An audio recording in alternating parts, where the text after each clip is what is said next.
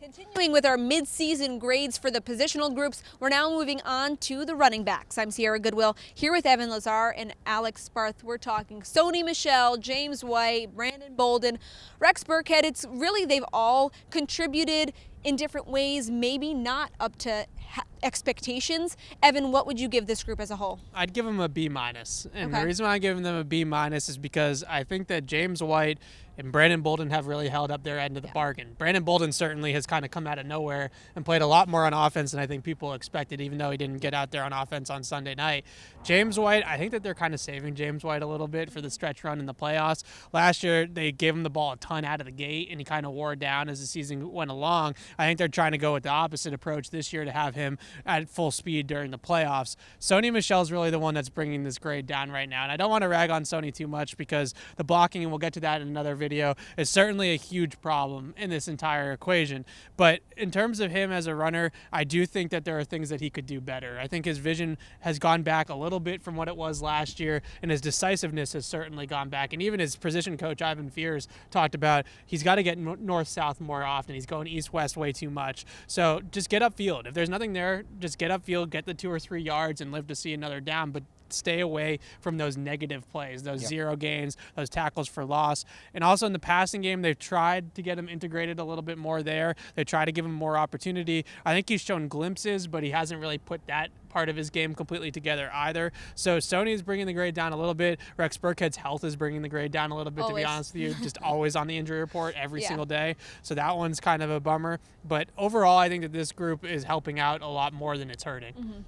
I think this is a hard one. You touched on it. It's hard to give the running backs a grade because they haven't been put in the best opportunity to succeed with the injuries to the offensive line, the fullbacks. So it's tough because they're playing with backups. But Sony Michel, like you said, probably should be doing better than what he's doing. I thought James White ran the ball great against the Ravens, which is not something that you often see from him. He's usually catching a lot of passes. But so overall, I think I would go with a B- for this group.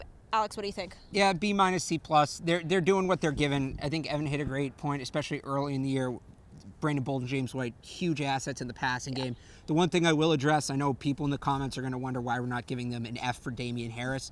And the fact of the matter is this is business as usual for them. In the Bill Belichick era, they've had 15 rookie running backs on the roster in 19 years, including fullbacks, by the way. You take out the 2 first-round picks, Lawrence Maroney and Sony Michel, and none of them have played 16 games. I think it's either Shane Vereen or it's Stephen Ridley who has the most touches, and it's only about 100, right? James White, he turned out fine, right? He only had 14 touches his rookie year. He only played in 3 games. This is what they do. With Bill Belichick, it's more than ability at the running back position. It's trust. He wants someone who's not going to take unnecessary tackles for a loss, who's not going to fumble the football. And just based on his history, it takes a year for running backs to develop that skill. So I'm not telling you that Damian Harris is going to be this great player, but him sitting out this year essentially doesn't mean he sucks. It doesn't mean it's a bust of a pick. Give him some time. Don't sleep on Damian Harris playing late in the season. That too. I think that he might get some opportunities here after the bye to show what he's got a little bit. A big thing about the Patriots often going into the bye week is they tend to really reassess themselves at this point.